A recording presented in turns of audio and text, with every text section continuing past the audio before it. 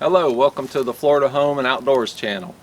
Today I'm going to show you my little Jon Boat. It's a 14 by 42 Alumacraft.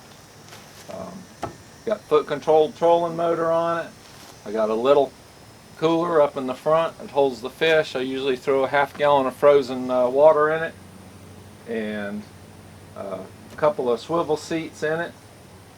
It's got a 20 horse Tohatsu on it now.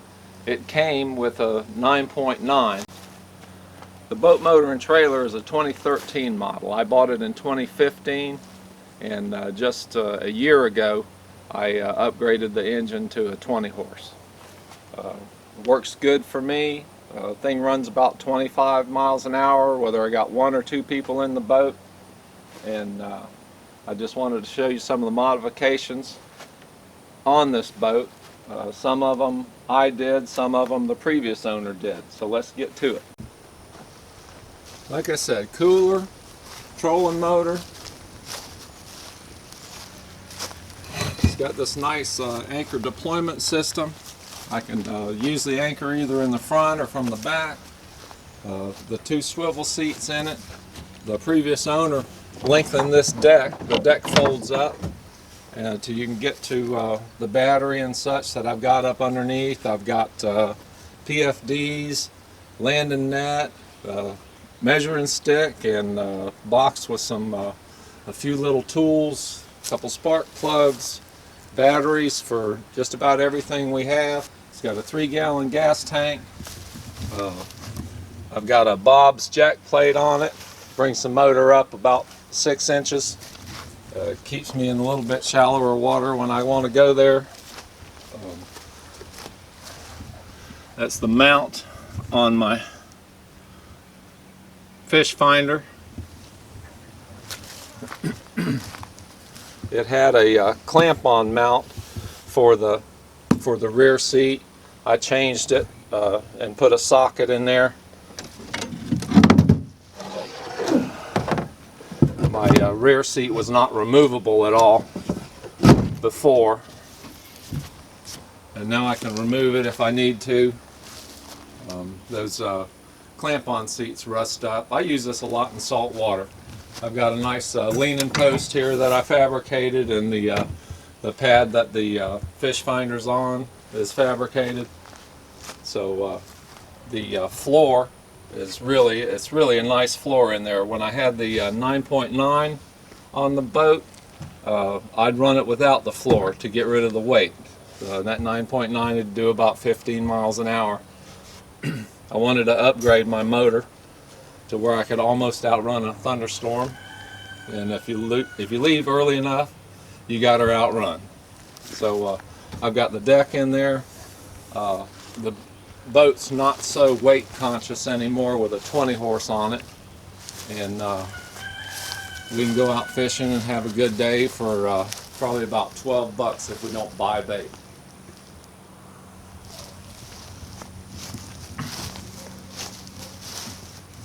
I store it here in the backyard, throw a tarp over it. The reason I like the tarp is because those boat covers that you buy at Walmart or wherever, they last about a year, and for the money you spend an extra $20 for an extra heavy tarp, and this one's got a 1.5 years on it now, and it's still going strong. So I imagine it's going to last another 1.5 years, and I'll be money ahead.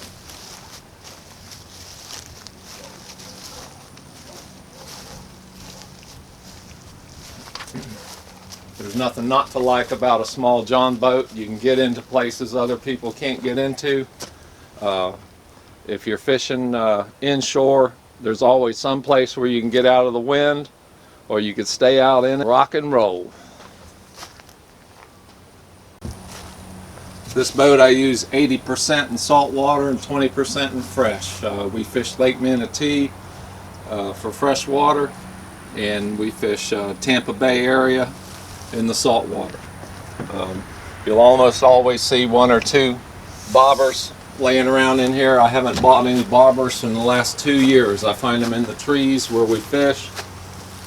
Probably picked up a couple thousand feet of line. People just they either can't get to it because they draft too much water, or they're just too damn lazy to go get their stuff out of the trees.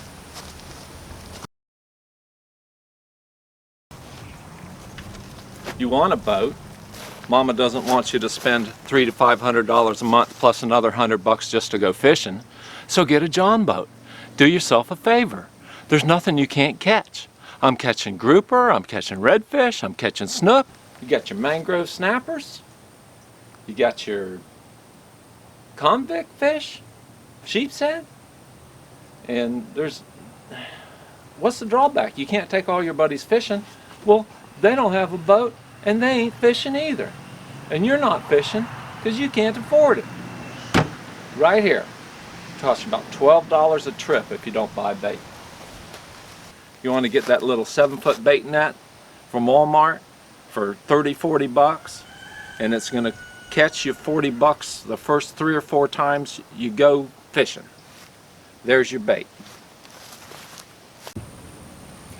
You've been saving up for that big boat and you can't wait to get into it, and you don't realize that you're going to be spending so much for financing and the money it's going to take you just to put gas in it and to get it serviced.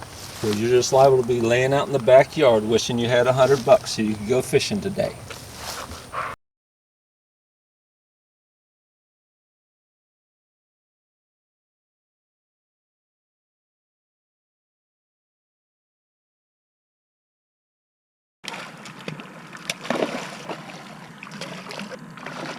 That's one wild redfish.